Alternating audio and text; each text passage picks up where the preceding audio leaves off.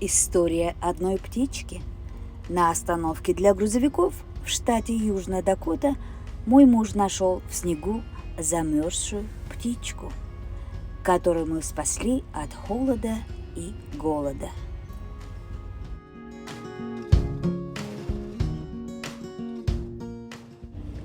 Мы посадили нашу птичку на приборную панель и наблюдали за ним. Дали ему крошки хлеба. Ночью он спал в коробке. Как уже сказала, по ночам он спал в коробке, которая у нас была, а днем наша птичка начала вести себя очень активно, что нас радовало. Он был любопытен и изучал все, что он видел. И, конечно же, он чистил свои перышки.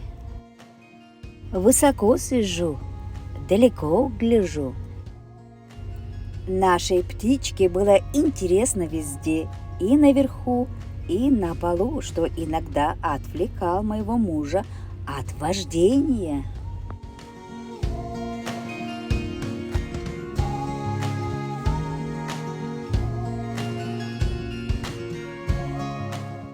Наконец-то наша птичка стала такой активной, что даже помогала моему мужу в вождении большого грузовика.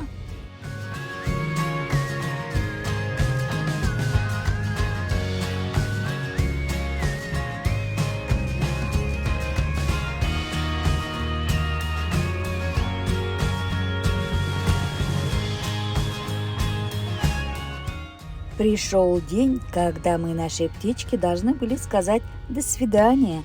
Ты разнообразил нашу жизнь, и мы говорим тебе спасибо. А теперь ты должен быть свободен и жить своей счастливой, долгой птичьей жизнью.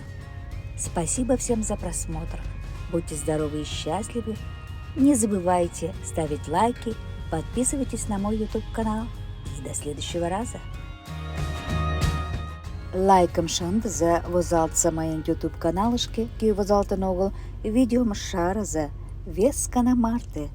Тажата пилан лиза тендандене Эльвира Америка Член.